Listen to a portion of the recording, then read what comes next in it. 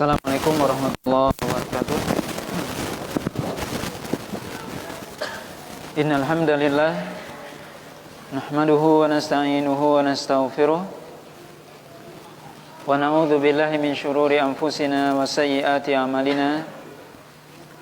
May yahdihillahu fala mudilla lahu wa may yudlil fala hadiya lahu. Asyhadu an la ilaha illallah wahdahu la syarika lahu wa asyhadu anna Muhammadan abduhu wa rasuluh alladzi la rasula wa la nabiyya ba'dah. Ya ayyuhalladzina amanu taqullaha haqqa tuqatih wa la tamutunna illa wa antum muslimun. Amma ba'd. Bapak dan Ibu kaum muslimin dan kaum muslimat yang dirahmati oleh Allah Subhanahu wa taala. Alhamdulillah, puji dan syukur senantiasa kita sampaikan kepada Allah Subhanahu wa taala. Salawat dan salam kita sampaikan kepada Rasulullah sallallahu alaihi wasallam dan juga kepada keluarga beliau, para sahabatnya, serta orang-orang mukmin yang senantiasa mengikuti beliau sampai hari kiamat nantinya. Pada malam hari ini kita lanjutkan pembahasan dari tafsir, yaitu tafsir surah Al-Maidah ayat yang ke-35 dan seterusnya. Allah SWT berfirman, A'udzu billahi minasyaitonir rajim. Ya ayyuhalladzina amanu taqullaha wabtaghu ilaihil wasilah wajahidu fi sabilihi la'allakum tuflihun. Wahai orang-orang yang beriman, bertakwalah kepada Allah SWT dan carilah kepadanya wasilah dan berjihadlah di jalannya. Mudah-mudahan kalian termasuk orang-orang yang beruntung. Allah SWT dalam ayat yang mulia ini memanggil orang-orang yang beriman dan memerintahkan kepada orang-orang beriman untuk bertakwa kepada Allah SWT. Disebutkan oleh Imam Ibnu Katsir bahwasanya ketika Allah SWT menyebutkan perintah untuk bertakwa, kemudian mengiringinya dengan perintah untuk ketaatan kepadanya, maka maksud dari takwa adalah meninggalkan perkara yang diharamkan atau menjauhkan diri dari maksiat atau perkara yang diharamkan.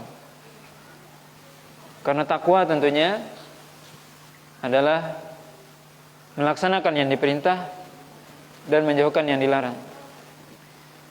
Ketika Allah SWT dalam Al-Quran, ini menjadi satu kaidah,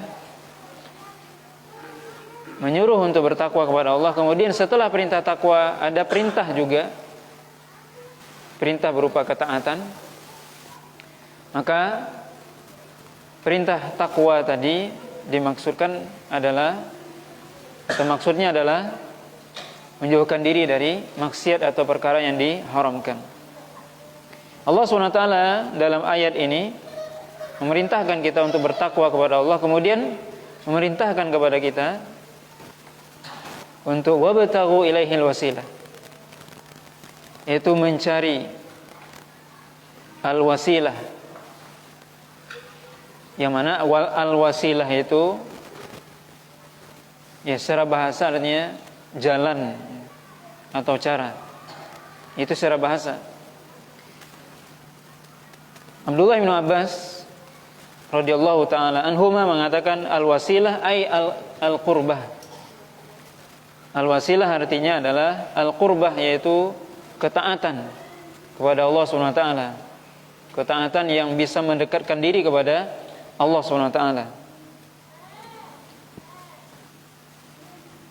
Qatadah mengatakan, seorang tabi'in mengatakan, taqarrabu ilaihi bi ta'atihi wal amal bima yurdih, yaitu mendekatkan diri kepadanya, kepada Allah SWT dengan ketaatan dan melakukan amal yang diridhoi oleh Allah Subhanahu wa taala. Itu makna dari al-wasilah.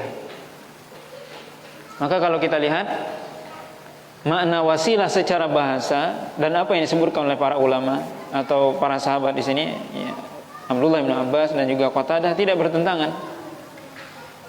Al-qurbah, kata Abdullah bin Abbas, yang artinya ketaatan. Kata Qatadah, yaitu ketaatan yang dengannya kita mendekat kepada Allah Subhanahu wa taala dengan melakukan ketaatan kepadanya. Maka al-wasilah adalah cara atau jalan untuk mendekatkan diri kepada Allah Subhanahu wa taala. Bagaimana cara kita mendekatkan diri kepada Allah? Apa jalan agar kita dekat dengan Allah Subhanahu wa taala? Yaitu dengan melakukan ketaatan. Maka ini makna ayat yang perlu kita pahami dengan sebaik-baiknya. Al-wasilah di sini maknanya adalah bagaimana kita mencari cara, jalan untuk mendekatkan diri kepada Allah Subhanahu wa taala. Maka cara untuk mendekatkan diri kepada Allah Subhanahu wa taala dengan melakukan apa yang diperintahkan oleh Allah dan menjauhkan apa yang dilarang oleh Allah, atau cara-cara yang diridhoi oleh Allah Subhanahu wa taala. Bukan dengan mencari wasilah tersendiri atau cara tersendiri, membikin cara. Ini yang perlu dipahami dengan baik, karena ada orang yang menyelewengkan makna al-wasilah di sini. Dia mengatakan carilah cara, jalan menuju Allah. Maka dia buat jalan. Tentunya Allah SWT menyuruh kita untuk mencari jalan, cara untuk mendekatkan diri kepadanya. Tentunya Allah SWT sudah memberikan petunjuk apa cara, apa jalan menuju Allah. Apa cara atau jalan untuk mendekatkan diri kepada Allah SWT. Apa caranya? Itu dengan mengikuti sunnah Nabi SAW. Ini cara, ini jalan. Kalau kita ingin dekat kepada Allah SWT, maka caranya adalah dengan kita mengikuti apa yang sudah diajarkan oleh Rasulullah SAW. Maka ini makna al-wasilah yang perlu kita pahami dengan sebaik-baiknya. Kemudian Allah SWT mengatakan wajahidu fi sabilihi, dan berjihadlah di jalan Allah SWT, di jalannya. Berjihad, al-jihad maknanya secara bahasa al-jihad itu artinya adalah badlul juhdi, yaitu mengeluarkan seluruh potensi diri untuk mencapai sesuatu. Maka Allah SWT menyuruh kita untuk berjihad di jalannya, berjihad di dalam agamanya, mengeluarkan seluruh potensi diri kita dalam agama ini. Tentunya berjihad itu ketika dimutlakkan maknanya adalah berjihad di medan tempur melawan orang-orang kafir. Itu makna secara mutlak. Tetapi tentunya juga disebutkan oleh para ulama makna jihad secara umum adalah mengeluarkan seluruh potensi kemampuan untuk mencapai ridho Allah SWT. Maka seorang yang belajar itu termasuk jihad. Seorang yang dia beramal, berdakwah itu juga termasuk berjihad di jalan Allah SWT. Di mana seluruh apa yang kita lakukan dari ibadah dengan tujuan menegakkan kalimat Allah itu adalah jihad secara umum. Dan jihad tertinggi tentunya adalah ya bagaimana seorang berjihad melawan orang-orang kafir. Allah SWT katakan la'allakum tuflihun, agar Anda menjadi orang yang beruntung. Maka kalau kita ingin beruntung, bagaimana caranya? Bertakwa kepada Allah SWT. Ini cara. Kalau kita ingin mendapatkan keberuntungan di dunia dan di akhirat, bertakwa kepada Allah. Kemudian mencari jalan agar kita bisa mendekatkan diri kepada Allah. Itu jalannya Rasulullah SAW, mengikuti sunnahnya. Kemudian berjihad di jalannya. Kemudian ayat selanjutnya, ayat yang ke-36, Allah SWT mengatakan innal ladzina kafaru law anna lahum ma fil ardi jami'a wa mithlahu ma'ahu liyaftadu bihi min adzabi yaumil qiyamah ma tuqabbala minhum walahum adzabun alim. Sungguhnya orang-orang yang kufur kepada Allah SWT, mereka ya, atau dikatakan kalau seandainya mereka memiliki sebanyak ya, atau kalau seandainya mereka di bumi ini memiliki emas atau sesuatu yang bisa mereka tebus ya, ketika mereka melihat azab Allah SWT, kalau seandainya mereka memiliki seluruh apa yang ada di muka bumi ini, baik itu emas apa semua, dan memiliki yang semisal dengannya. Jadi Allah katakan kalau seandainya orang-orang kafir, sungguhnya orang-orang kafir itu kalau seandainya mereka memiliki seluruh apa yang ada di muka bumi ini, baik itu ya, segala macam kekayaan bumi ini dia miliki seluruhnya, dan memiliki yang semisal dengannya 2 kali lipatnya, untuk menebus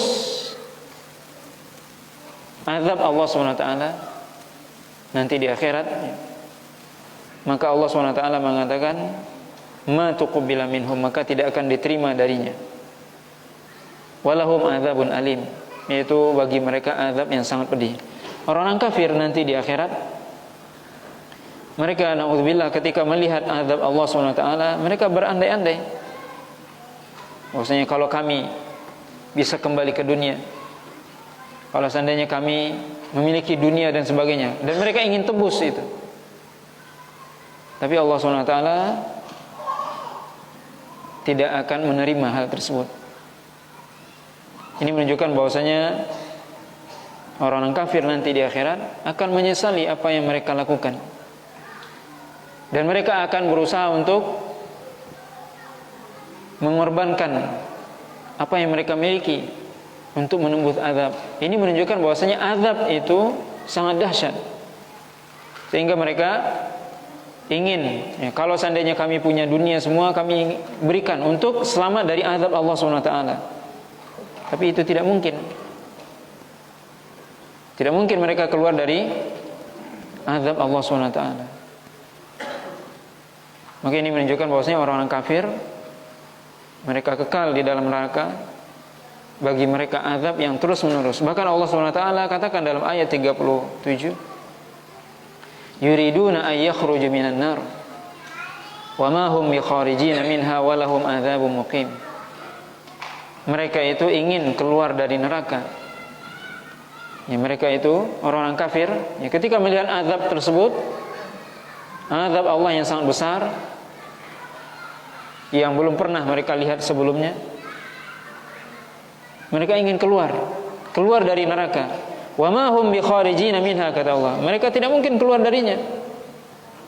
Tidak mungkin mereka keluar dari neraka tersebut. Walahum adzabun muqim, maka bagi mereka azab yang terus menerus. Muqim artinya mereka terus menerus di situ, tidak pernah keluar, dan azabnya tidak pernah berhenti. Mereka tidak pernah keluar dari neraka, na'udzubillah, dan azab di dalam neraka tidak pernah berhenti. Itu maksudnya azabun muqim, azab yang tetap ya, abadi.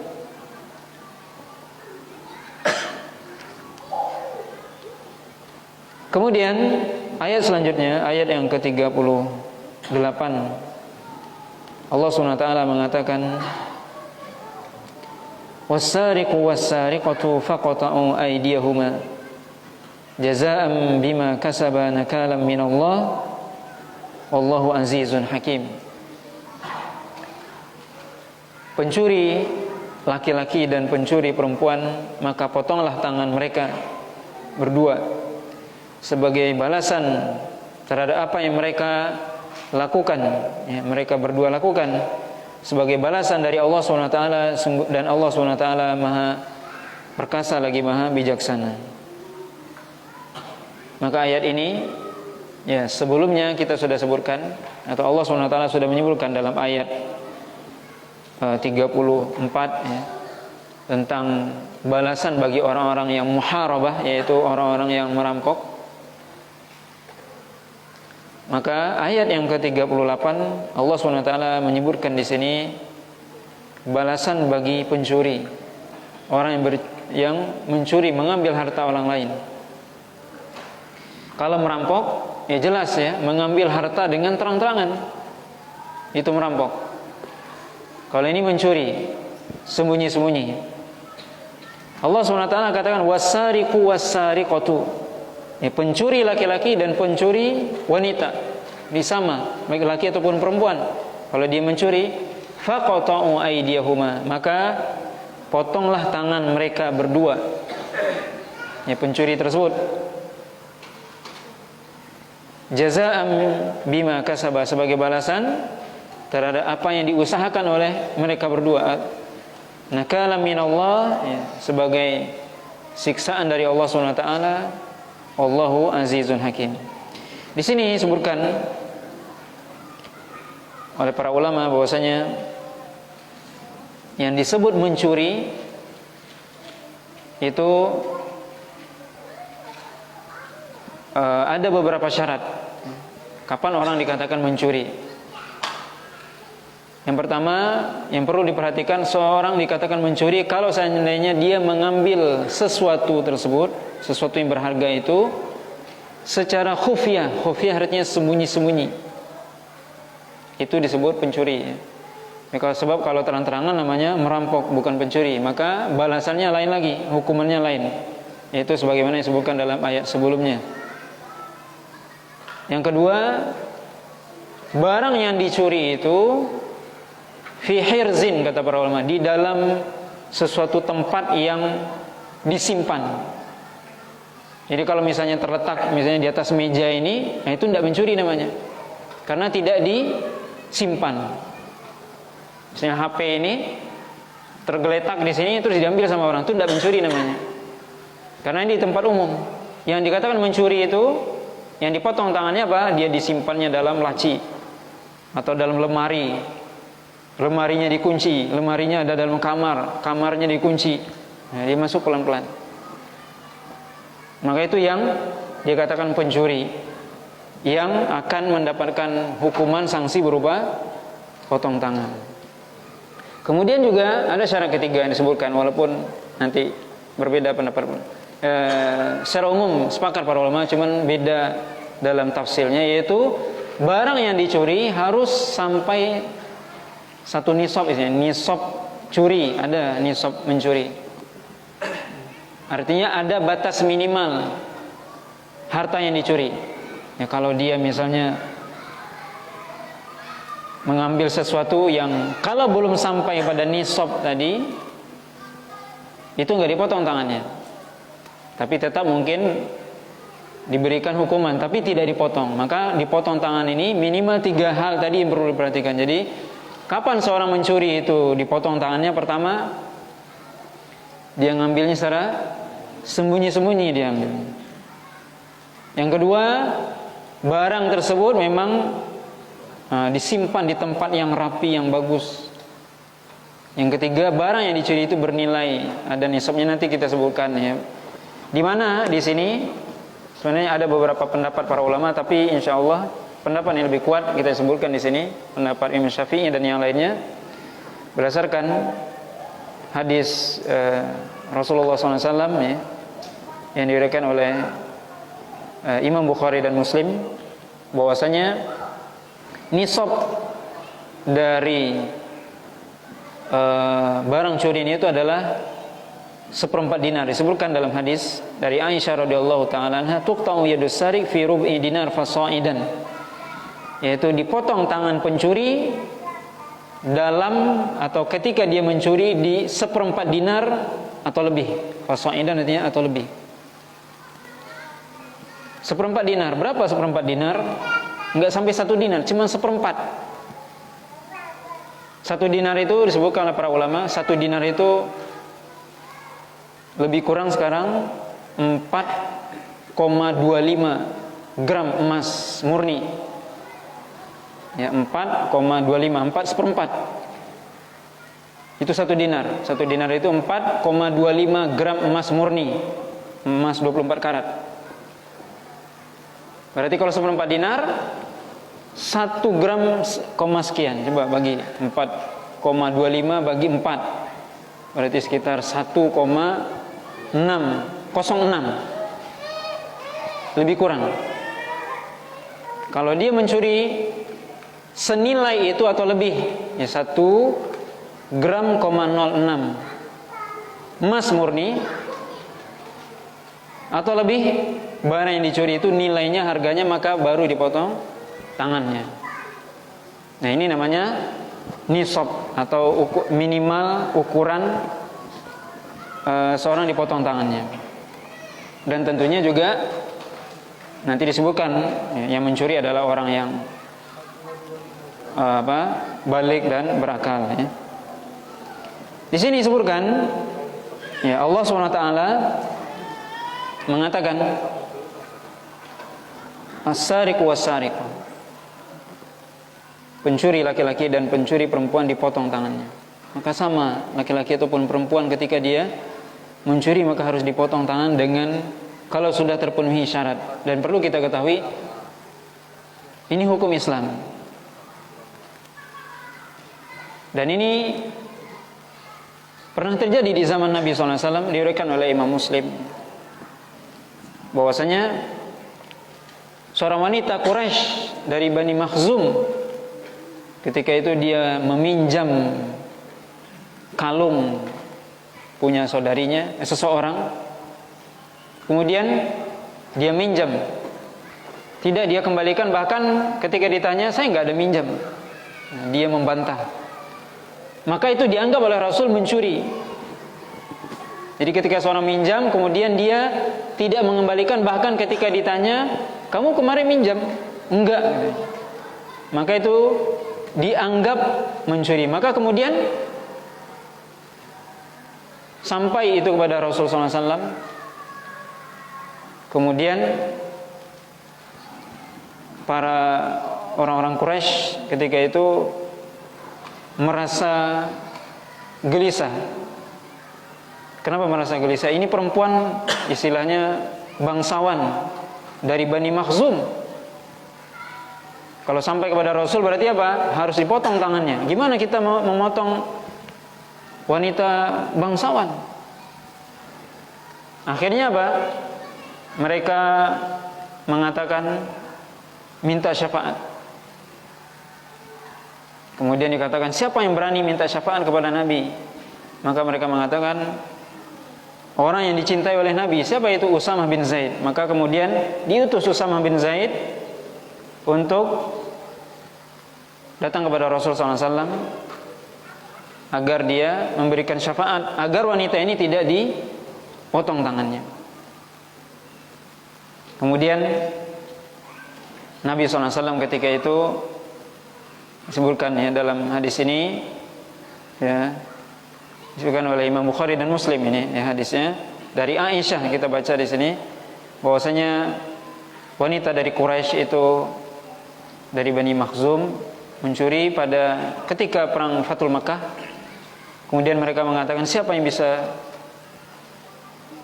meminta syafaat kepada Nabi agar tidak dipotong? Siapa yang berani? Kecuali tidak ada yang berani kecuali Usamah bin Zaid. Maka datang kepada Rasulullah SAW. Kemudian Usamah berbicara kepada Rasul. Kemudian apa yang terjadi? Berubah wajah Rasulullah SAW. Kemudian Nabi SAW mengatakan kepada Usamah, atashfa'u fi haddin min hududillah, apakah kamu memberikan syafaat dalam hal had, hukum kriminal, had yang sudah ditentukan oleh Allah SWT? Faqala lahu Usamah, istaghfirli ya Rasulullah, wahai Rasul, mohon ampunkan aku. Artinya salah. Nabi marah, ya. Kemudian Nabi SAW kemudian berkhutbah, fa'athna ala Allah, thumma qala amma ba'du, fa inna ma ahlaka alladhina min qablikum, annahum kanu idza saraqa fihim ad-dha'if asy-syarif tarakuhu, wa idza saraqa fihim ad-dha'if aqamu alaihi al-had, wa inni walladhi nafsi biyadihi law anna Fatimata binti Muhammadin saraqat laqata'tu yadaha. Apa kata Nabi SAW? Nabi langsung naik mimbar. Nabi mengatakan apa? Sungguhnya umat-umat sebelum kalian hancur, binasa, celaka. Itu kenapa? Kanu idza saraqa fihim asy-syarifu tarakuhu. Kalau orang bangsawan, orang terhormat, orang berpengaruh mencuri, mereka tinggalkan, tidak diberikan hukuman. Sebaliknya, wa idza saraqa fihim ad-dhaif aqamu alaihi al-had.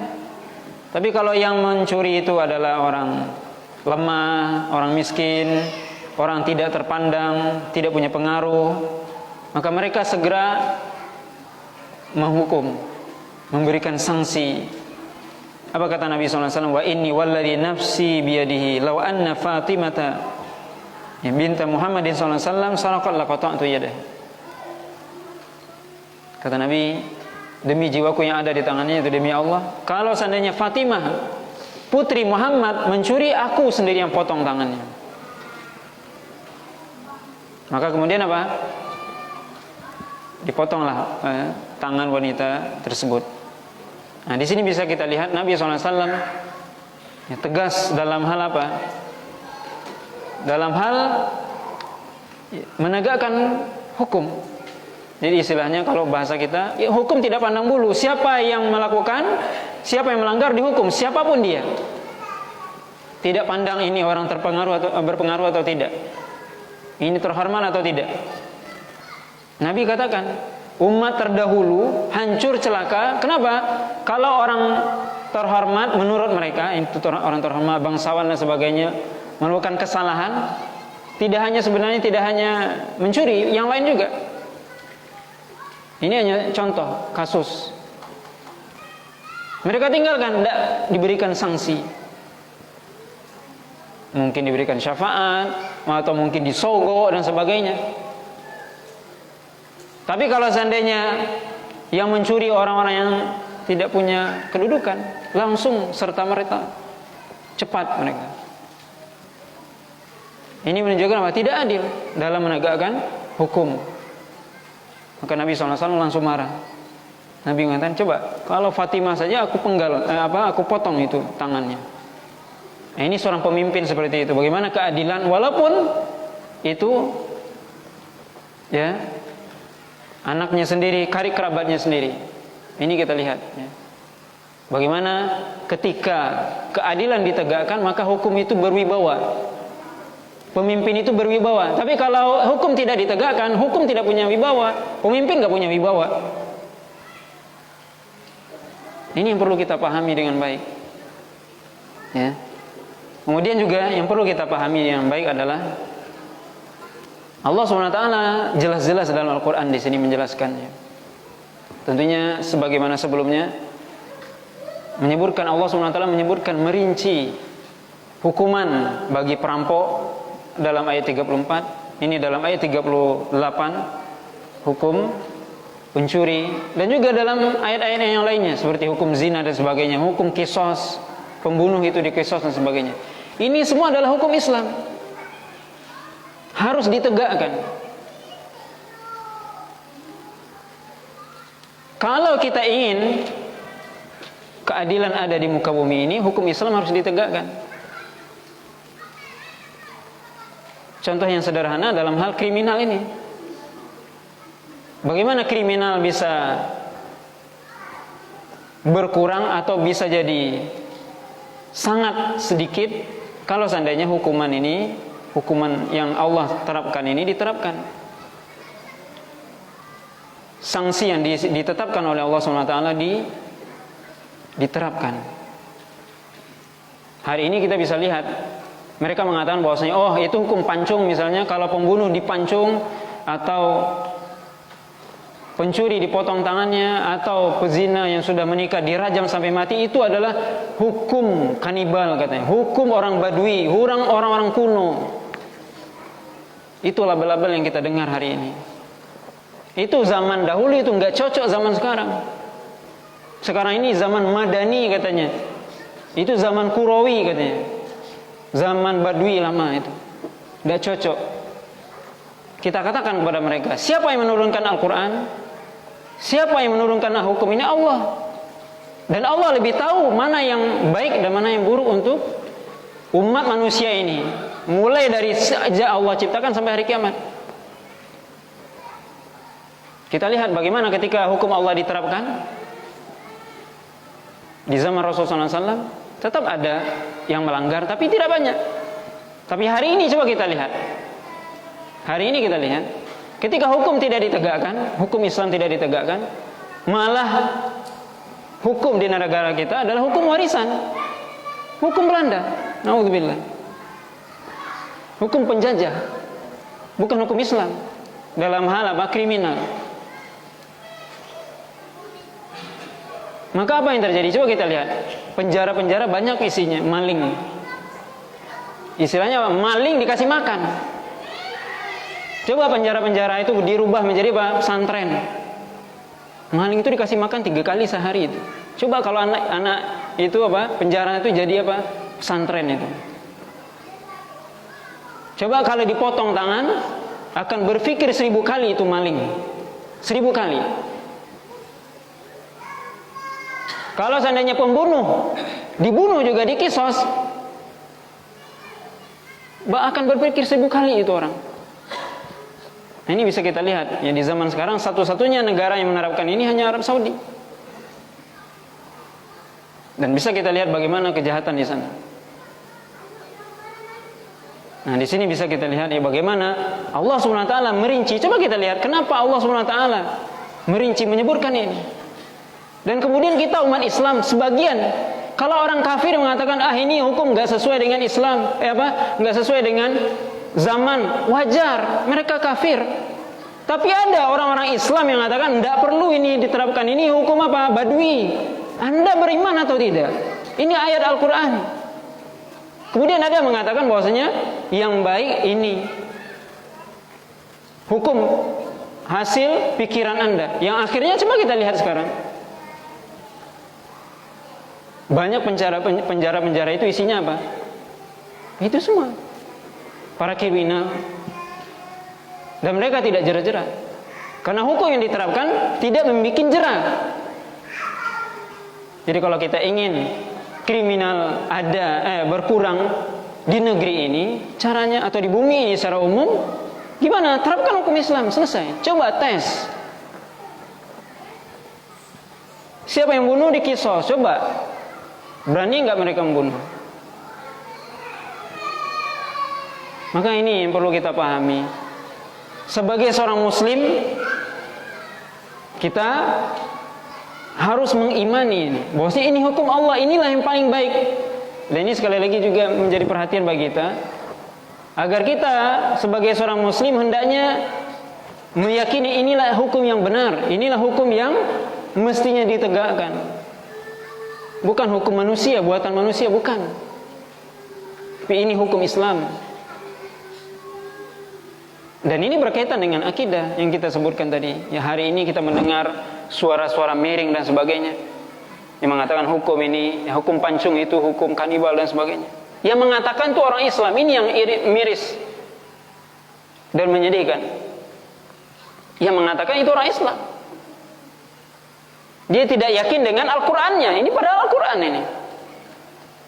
Apakah kita sudah sama dengan Yahudi? Atau minun nabi ba'dil kitab wa takfurun nabi ba'? Anda beriman dengan sebagian lagi kufur. Kalau berkaitan dengan hal yang berkaitan dengan dunia, dalam hukum Islam kita beriman. Yang ada keuntungan duniawinya kita beriman di situ. Tapi kalau berkaitan dengan yang lain tidak sesuai dengan hawa nafsunya, kita tinggalkan. Apa seperti itu orang Islam? Begitukah umat Islam? Begitukah cara Rasulullah?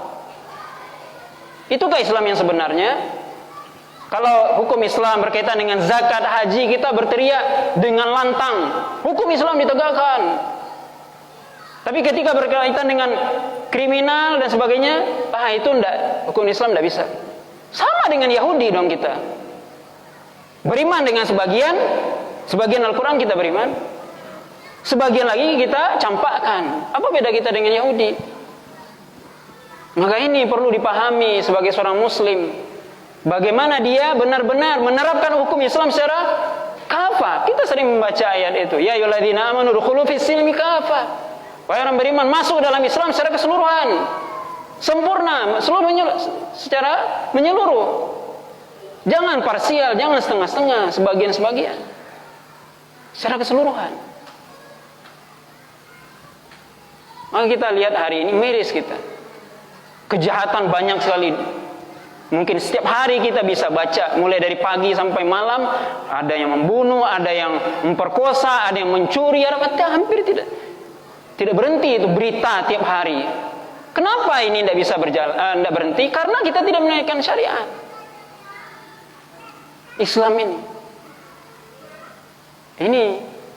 Maka kepada orang-orang yang bertanggung jawab, para pemimpin, sebenarnya mereka akan ditanya oleh Allah SWT nanti di akhirat. Mereka yang bertanggung jawab. Kita tidak punya wewenang. Maka dalam ini suatu hal yang sangat penting, tapi suatu keyakinan bagi kita. Hukum Islam adalah hukum yang benar. Hukum Islam adalah yang berhak, yang lebih pas untuk menegakkan keadilan di muka bumi ini. Ini yang perlu dipahami dengan sebaik-baiknya. Ya, agar kita benar-benar mengetahui. Ya, sekali lagi yang membuat miris apa?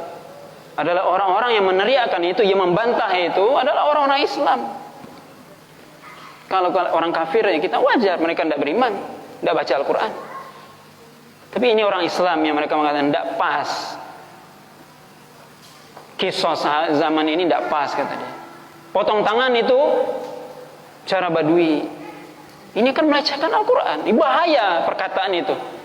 Bahkan dikatakan oleh Syekh Ahmad Syakir dalam Umdatul Tafsir sebagai taklik dari Ibnu Katsir, beliau mengatakan ini perkataan yang berbahaya, bisa kufur orang. Ketika mengatakan bahwa berolok-olok dengan hukum Allah, dengan mengatakan bahwasanya hukum itu sebagai hukum yang kanibal, yang tidak pas dengan zaman sekarang, itu berbahaya. Berarti Anda kufur terhadap ayat. Maka ini kita hati-hati. Ya, terutama di zaman kita sekarang, kita harus belajar dan tidak ikut-ikutan. Ya. Ada sebagian orang Muslim juga, ya mereka ikut-ikutan aja, karena tidak belajar. Oh ya, karena mungkin yang menyampaikan ini adalah orang yang berpengaruh dan sebagainya. Maka ini kewajiban kita untuk belajar agar kita tidak tertipu, tidak mudah tertipu oleh orang-orang yang tidak ingin bahwasanya Islam ini diterapkan ya, di muka bumi ini secara utuh. Kemudian Allah SWT mengatakan, "Faman taba min ba'di dzulmihi wa aslaha fa innallaha yatubu 'alaihi. Innallaha ghafurur rahim."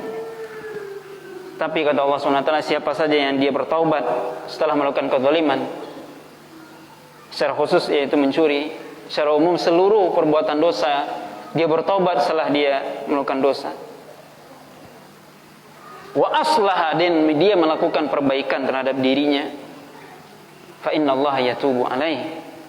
Allah SWT menerima taubatnya. Innallaha ghafurur rahim. Dan semuanya Allah SWT Maha Pengampun lagi Maha Penyayang. Alam ta'lam anna Allah lahu mulkus samawati wal ard, yu'adzibu man yasha wa yaghfiru liman yasha. Wallahu ala kulli syai'in qadir. Tidakkah Anda mengetahui bahwasanya Allah SWT yang memiliki bagi Allah atau milik Allah segala kekuasaan yang ada di langit dan di bumi? Allah semua yang punya. Siapa yang memiliki alam ini? Siapa yang menciptakan kita? Siapa yang memiliki dunia ini semua? Allah SWT. Langit dan bumi milik Allah. Maka mestinya diterapkan apa? Hukum Allah, bukan hukum hasil pikiran kita. Seolah kita menandingi Allah SWT. Allah yang memiliki langit dan bumi. Yu'adzibu man yasha wa yaghfiru liman yasha. Allah SWT akan mengazab siapa yang dikehendakinya dari orang-orang yang melakukan dosa dan maksiat. Wa yaghfiru liman yasha, dan Allah SWT mengampuni orang yang juga Allah kehendaki. Wallahu ala kulli syai'in qadir, dan Allah SWT Maha kuasa atas segala sesuatu. Bapak dan Ibu yang dirahmati oleh Allah SWT, maka ini pembahasan kita pada malam hari ini berkaitan dengan surah Al-Maidah sampai ayat yang ke-40 ya. Mudah-mudahan apa yang kita sampaikan ya bermanfaat. Wallahu taala alam. Di sini ada pertanyaan, apakah koruptor itu termasuk pencuri?